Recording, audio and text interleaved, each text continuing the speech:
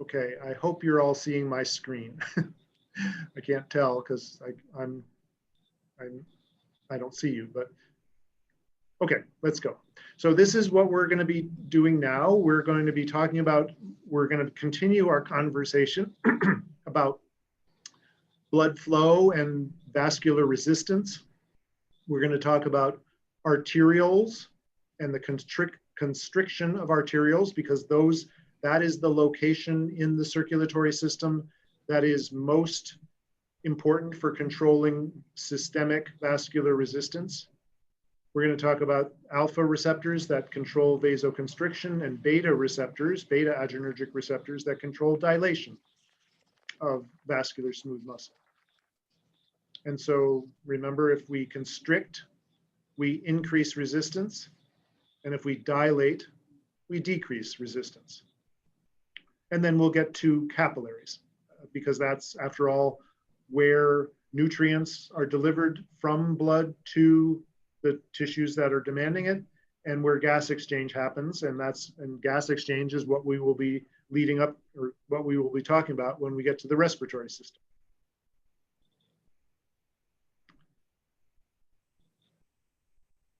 Okay. So this is frozen. I'm going to stop sharing. So I'm going to try this again.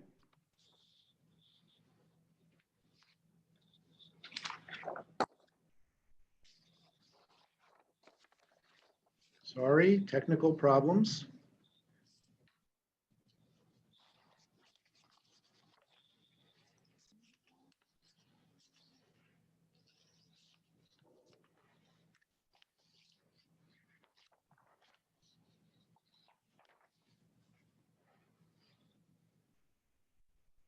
All right.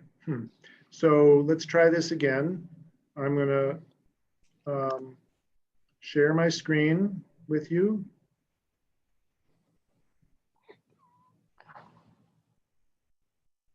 Hopefully you're seeing a PowerPoint screen again.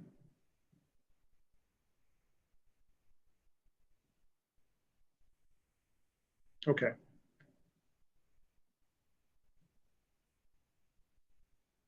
I'm looking for there we are, my laser pointer. So just quick question. Is everybody seeing the screen with the reservoir and the constriction, and seeing my laser pointer here? Okay, good. So now I'm going to minimize this. All right. So again, a reminder, this is back from just an hour ago, that it's the arterioles that determine where the blood goes. So constriction of an arteriole reduces blood flow to that vascular bed, and dilation of an arteriole provides maximum flow, not just a arteriole, dilation of the arterioles supplying blood to that vascular bed maximizes blood flow to that vascular bed. So that's just a reminder of where we were at the end of class just a few minutes ago.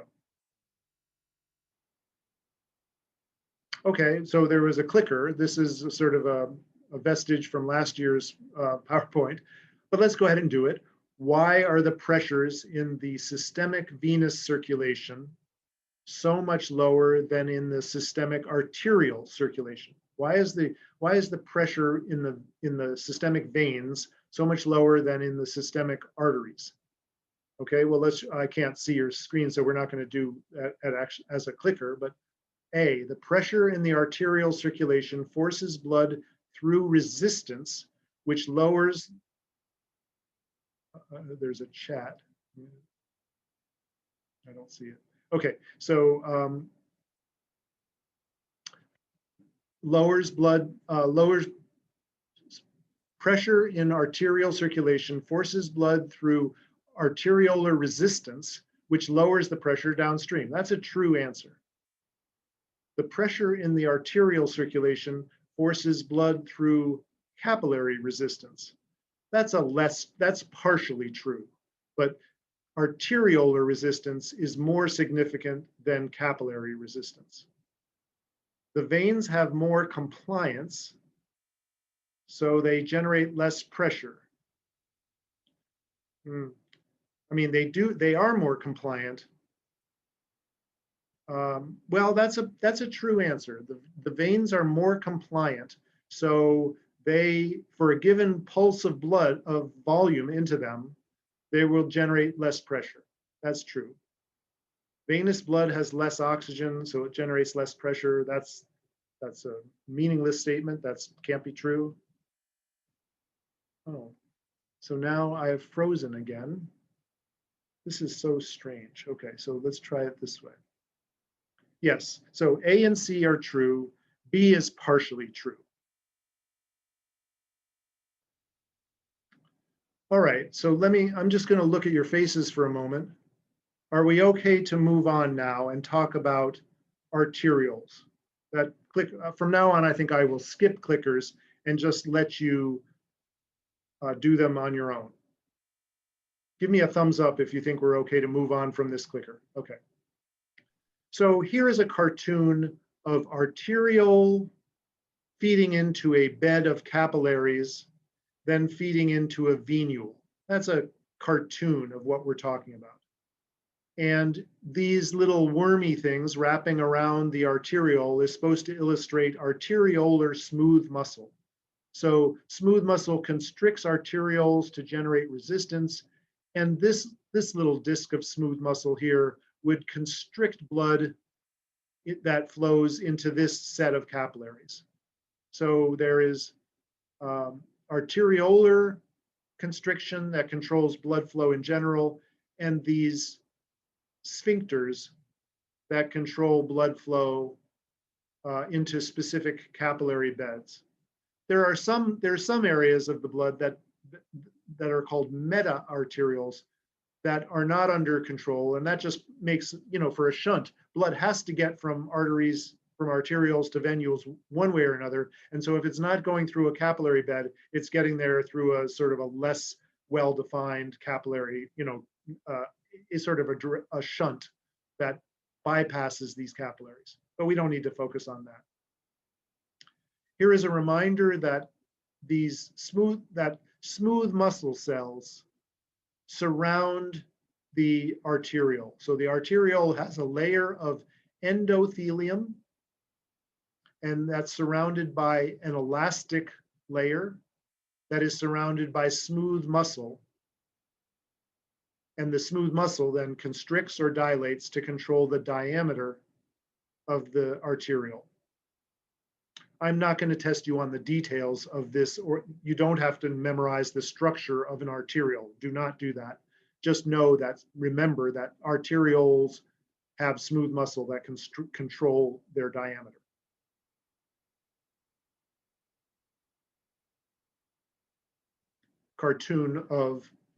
This is actual data. The green things illustrate arteriolar smooth muscle surrounding a arteriole.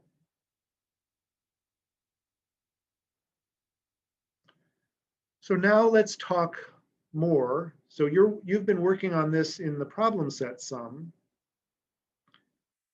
but here is more information about how the sympathetic nervous system controls blood flow to specific tissues. So for example, under stress, whether it's physiological or emotional stress, but let's talk about physiological stress. You're exercising or you're running away from the bear that's attacking you. You're under high stress. You need blood flow to muscles in order to run. You need blood flow to lungs in order to maximize oxygen and getting rid of carbon dioxide. Your brain is always demanding blood, but you maximize blood flow to the brain under stressful situations in order to figure out how to get away from the bear. You decrease by constriction blood flow to the skin, to the gastrointestinal tract, and to the kidney. This, as we talked about in class, this decrease in blood flow to the skin can then get overridden if the temperature gets too high. So how do we do this? Well, the sympathetic nervous system releases norepinephrine and the adrenal medulla releases epinephrine, but together norepinephrine and epinephrine have effects. Let's just look at the norepinephrine effect. The norepinephrine effect, both norepinephrine and epinephrine activate both alpha and beta receptors, but epinephrine activates beta receptors better. I'm sorry, norepinephrine is somewhat specific for alpha. Epinephrine activates both. But you don't have, that's pharmacology and I'm not going to test you on that. The point is that that smooth muscle has both alpha and beta receptors. Alpha is important for constriction and beta is important for vasodilation. So let's think about what tissues, what specific smooth muscle is going to have a high expression of alpha receptors. Well, those are the tissues that are constricted during stress. Which smooth muscle, which muscle, let's not focus on skeletal muscle, let's focus on smooth muscle in general. Which smooth muscle is constricted under stress? Well,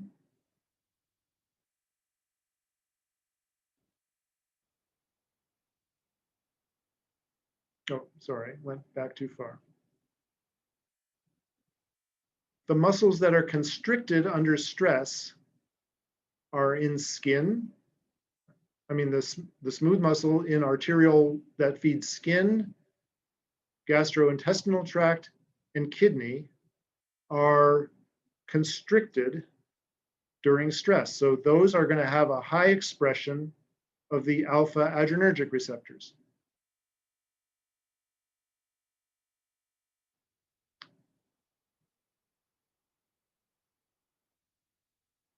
What type of GPCR are these alpha adrenergic receptors? I think Dranusha asked this question in class earlier today. You know the answer. These alpha adrenergic receptors that cause constriction are the GQ type. And how do these GQ alpha adrenergic receptors cause vasoconstriction? Well, that's part of your problem set, question 9. So that I'm not going to answer that because you're going to write that story in the problem set.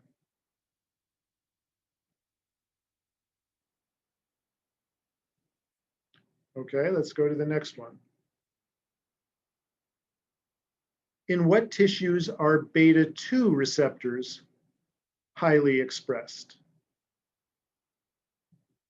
Well, I'm going to go back a few slides. In what tissues are beta 2 receptors highly expressed? These are the ones that beta 2 causes dilation. So muscle, lungs, and brain, the smooth muscle of the arterioles that feed muscles, lungs, and brain are have a robust expression of the beta 2 receptors so that when these are activated by epinephrine, there is increased blood flow. So you can see that different vascular smooth muscle vary in the level of expression of the alpha constricting adrenergic receptors or the beta relaxing, vasodilating adrenergic receptors. What type of GPCR are beta 2 receptors? Well, they're coupled to GS. All beta receptors are coupled to GS. So now the question is, okay, if it's a GS coupled receptor, how do we get vasodilation? How do we get vasodilation if we are activating pKa? Well, this is actually part, I think this is part of the answer. This concept is part of the answer to question 9, and so I'm not going to answer it. I'm going to remind you that when we were looking at the figure that showed the effect of beta receptors by activation by epinephrine and norepinephrine, that cartoon of things going on in the heart, voltage-gated calcium channels and calcium release channels and pKa and cyclic AMP and all that. There was a part of that story that led to relaxation. And so you can tell the story there about how activation of beta 2 receptors in these smooth muscle cells lead to relaxation and vasodilation. So let me go on. But I'm happy to answer questions either if we have time at the end of this lecture or in lab on Thursday or Friday or by email at another time.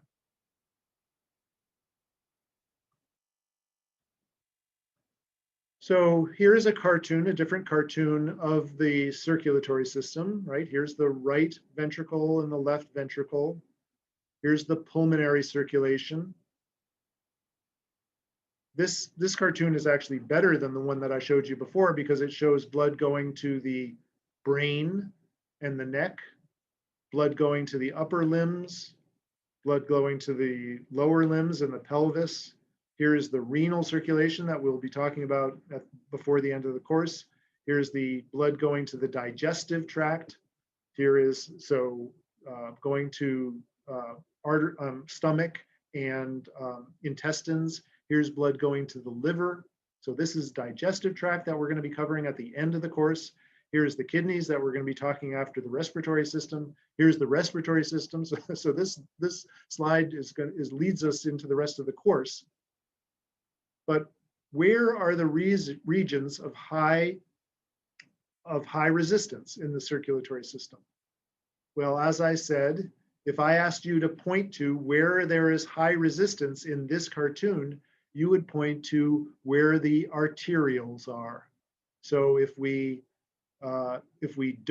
under stress and we don't want blood going to the digestive tract, we would constrict these here specifically, and these here in the kidneys. So these areas right here are constricted specifically by stress. The muscles in the limbs are relaxed by stress. The head gets, at least the brain gets blood no matter what. Hey, Bob. Yes, question. So based off this slide, what if you were to not have an organ that it goes through? What would happen to that blood flow? So give me an example of what you're thinking of. Like the spleen. Say someone doesn't have a spleen. Oh, okay. So somebody's had their spleen taken out. Yeah. Is that so? Right. I mean, I think.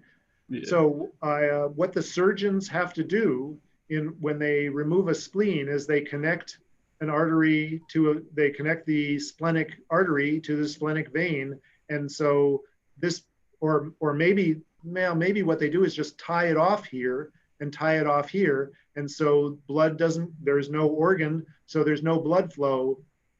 So I'm not sure what the surgeon would do in that case, but my guess is that they would simply they would have to cut this artery and then tie it off so you didn't bleed out.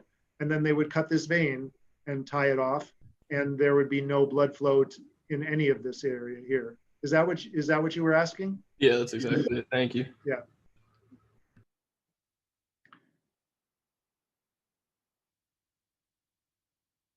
Other questions? So I'm glad you can jump in and stop me like that with a question, even if I can't see your faces.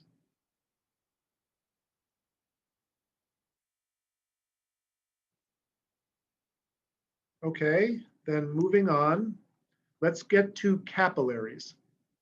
So here's a cartoon of an arteriole with arteriolar smooth muscle. And here is the sphincters that control blood flow into a capillary bed, which then feed into tiny veins and venules. Now we're going to focus on what happens to blood in these capillaries. Capillaries are tiny little vessels. So this is a red blood cell. And so this is the diameter of the capillary is about the same as the diameter of a red blood cell. So they go through the capillaries sort of single file, and they're moving quite slowly. And I think you showed that how slowly they move, how slowly blood moves through a capillary in the first problem set. So the point is the capillaries are very small, the size of a red blood cell, and they're very thin. The wall of the capillary is, smaller than the size of a cell. It's the capillary, so this is a cross section of a capillary. It's thin because the endothelium that lines the capillary, those cells are specialized for being, sort of long, very thin cells. So the capillary, so this is the size of a red blood cell. The capillary is lined by just a few cells that are extremely thin, and some of them, are actually leaky. So there can be leaky capillaries, and fluid can actually flow out of a capillary in some vascular beds. And we're going to see, for example, in the kidney, we're going to see capillaries in the glomerulus of the kidney where fluid going out through little windows in the capillary is an important function of those capillaries. Most of the capillaries that we're going to talk about are like this, where there can be gas and nutrient exchange across this wall without actual fluid flow. Hey, Bob. Yeah. Can the fluid flow in and out, or is it just flowing out from the capillary? It can flow in and out depending on the pressure differential. So if there is high pressure in a sort of a tissue and there's low pressure in the capillary, fluid could flow in. If there is high pressure in the capillary and low pressure in the tissue around it, then, and you have a leaky epithelium, then fluid can flow out. And that's what happens when you get swelling of an injured tissue. Okay.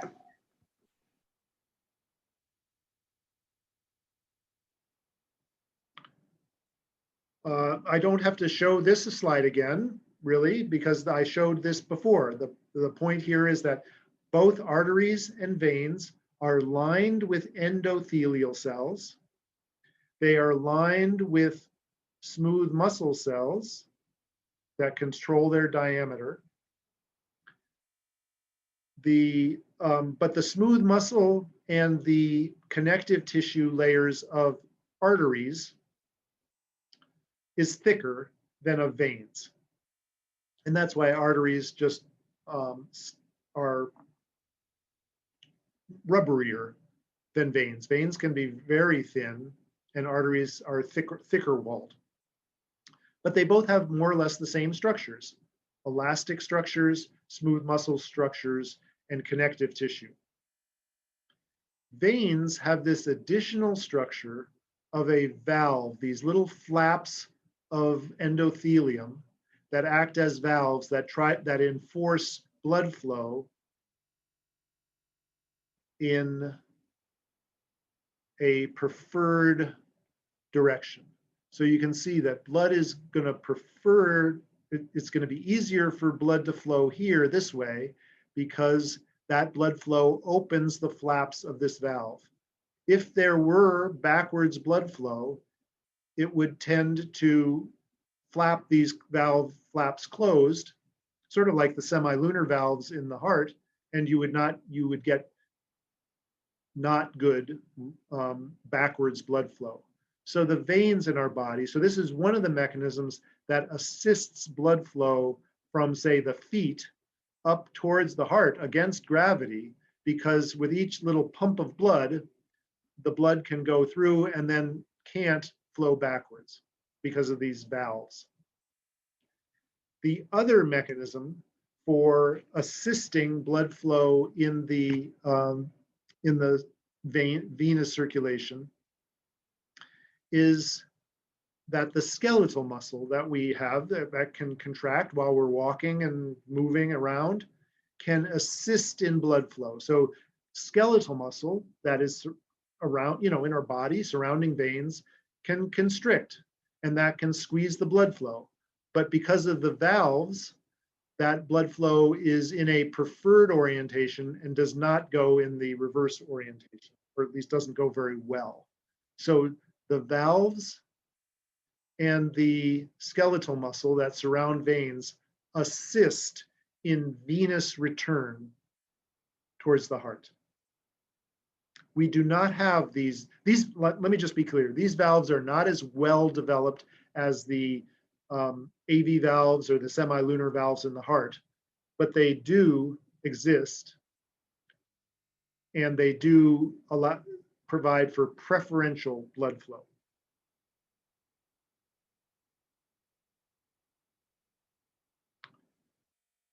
Okay, so these are some clickers, which I'm going to skip, but you might want to work on at some point. This is pressure in the arterial circulation. I think we did this one already, so I'm just going to skip. And I want to get to how our body detects blood pressure in order to control blood pressure. So the sympathetic nervous system must have a detector system, right? We have to, the body, in order to have homeostasis, not only do we have to control blood pressure, but we have to measure it and then compare that to what, to a set point.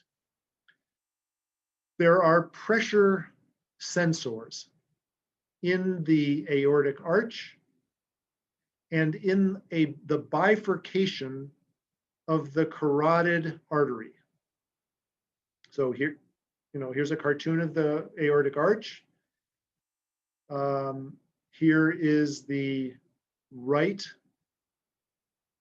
common carotid that splits into the, this is the left common carotid. Yeah, I did the same thing. This is the left common carotid that splits into the left internal and the left external carotid arteries. That's something that is in the coloring book. Here is the right common carotid coming off of the brachiocephalic. So you probably know what this one is. This has got to be the right subclavian. So here's the right common carotid, right external carotid, right internal carotid.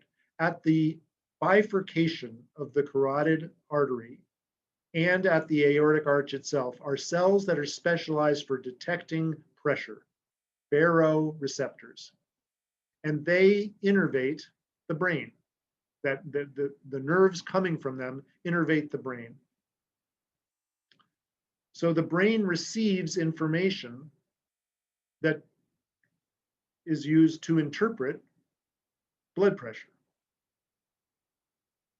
So and then it responds. So here is a slide from your textbook.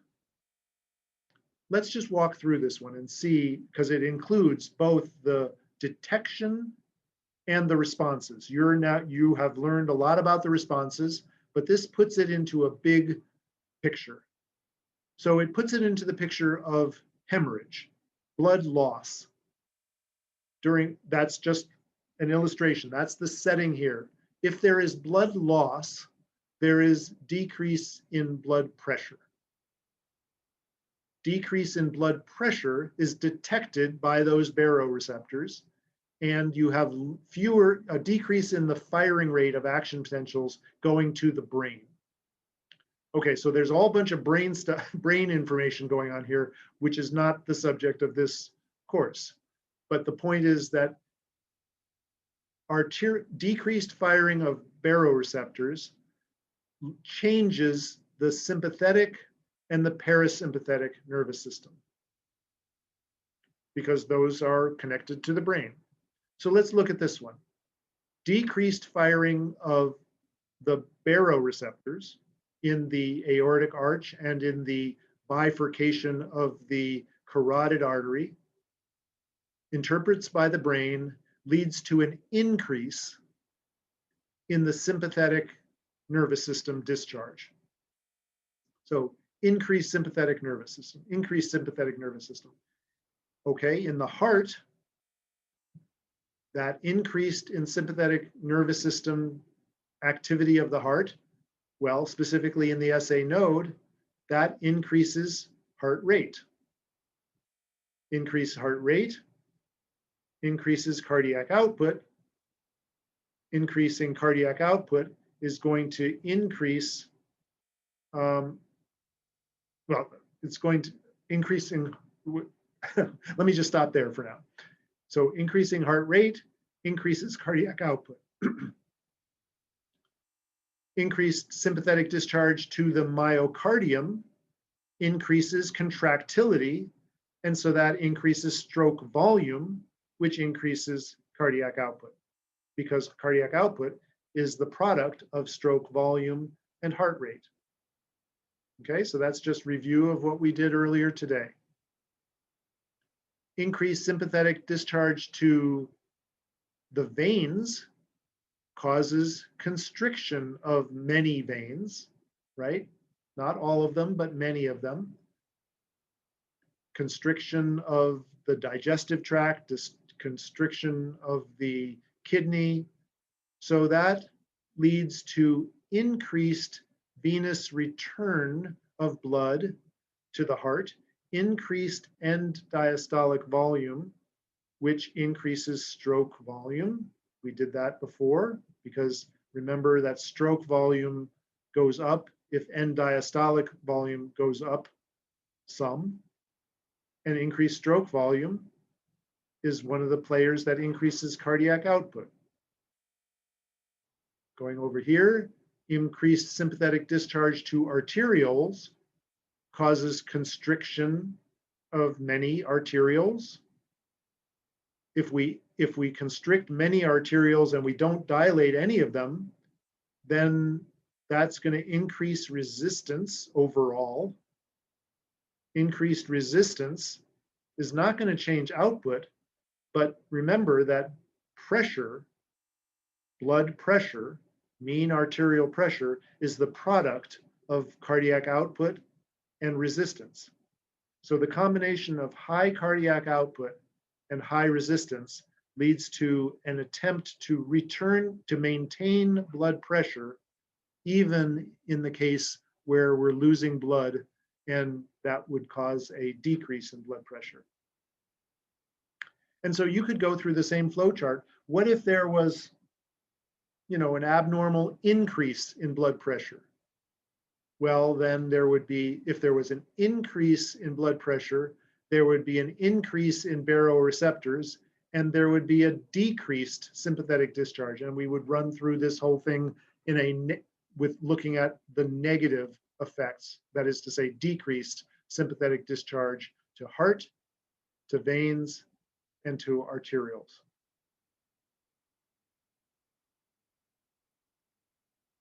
Questions?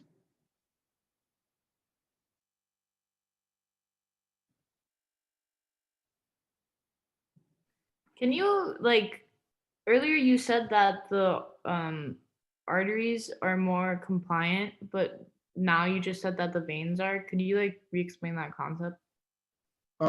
Veins are more compliant. If I said arteries before, I was wrong.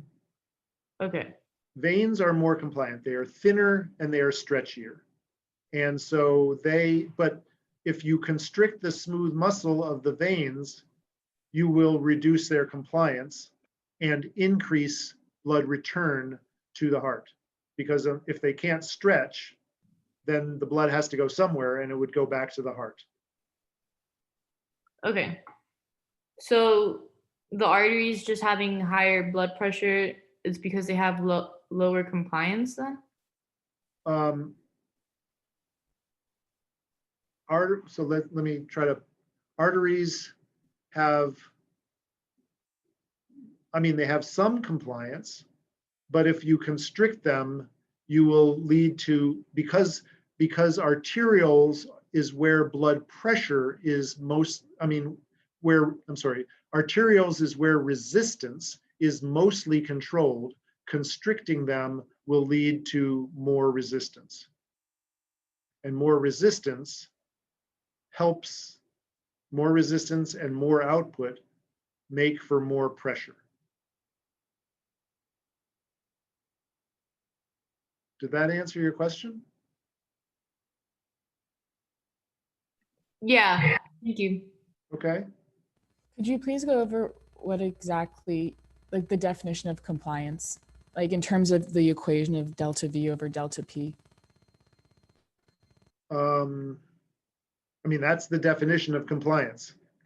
Compliance is a factor that is determined by the change in volume as a function of change in pressure.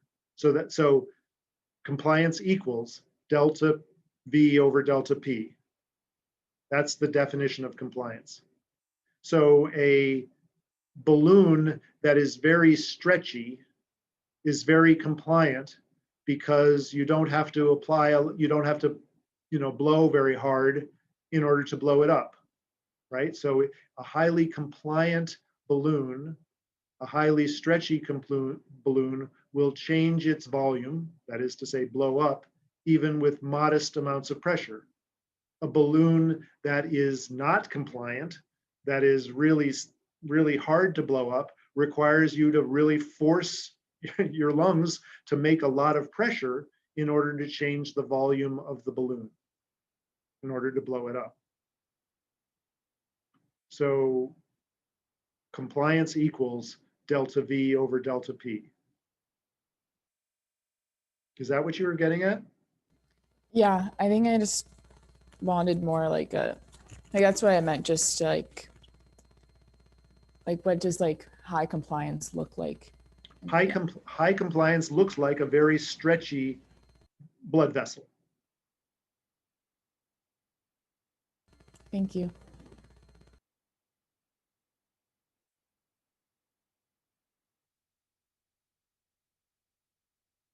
Other questions?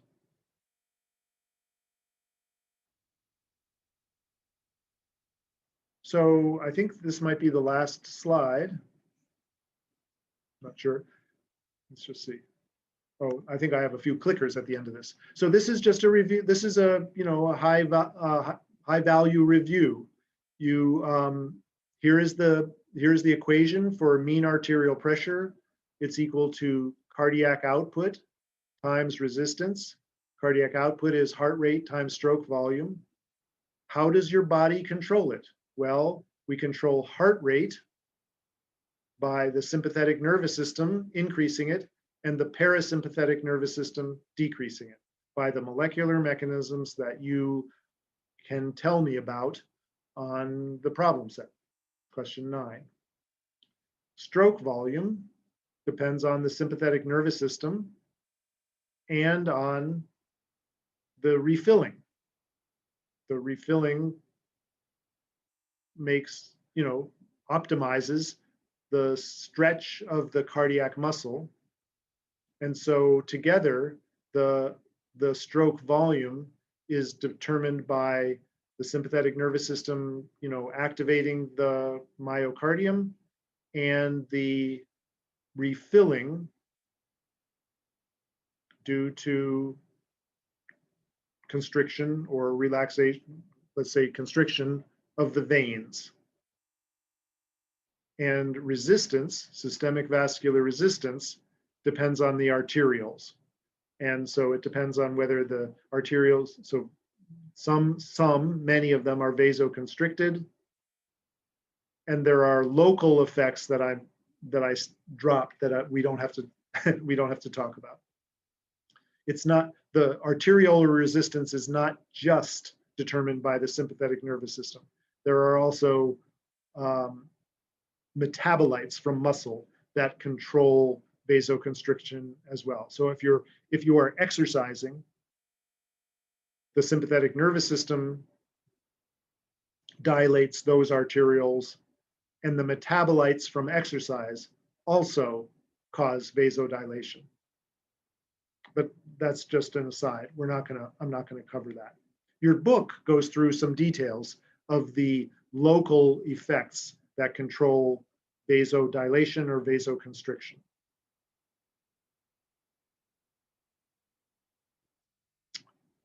So are there questions? Because I think, yeah, what I have now is a bunch of clickers, which you can go through to test your knowledge about this material.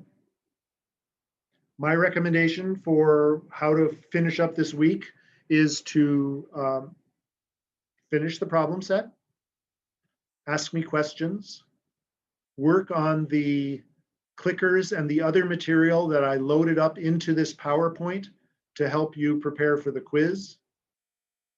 Ask me questions. And that's how I would study for the rest of this week.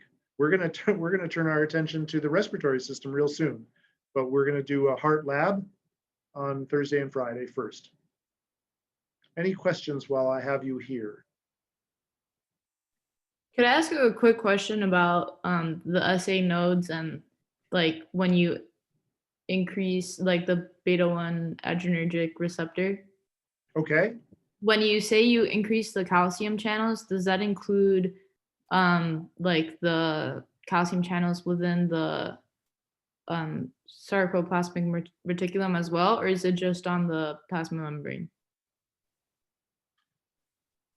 the voltage gated calcium channels are only on the plasma membrane, but the calcium release channels of the SR are calcium channels. So both of those are stimulated by the sympathetic nervous system. Okay. Would it include CIRCA as well then? CIRCA is not a channel. CIRCA is the pump that pumps calcium back into the SR and causes relaxation. And it is also activated by PKA. Okay.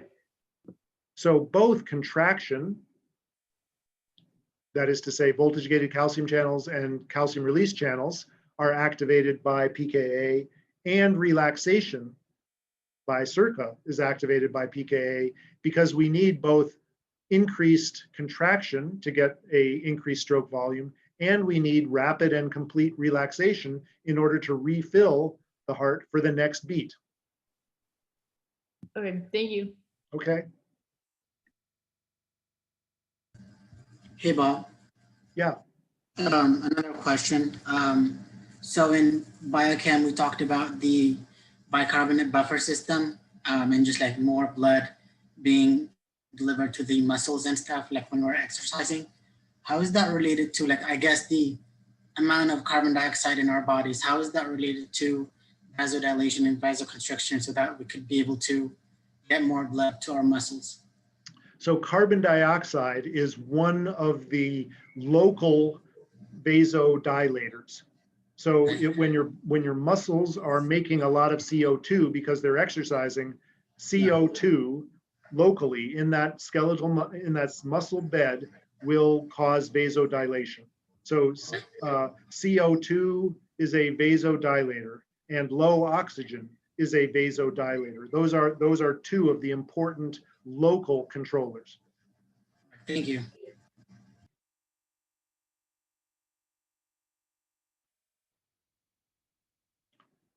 All right, I'm going to stop recording, but that doesn't mean I'm leaving the room.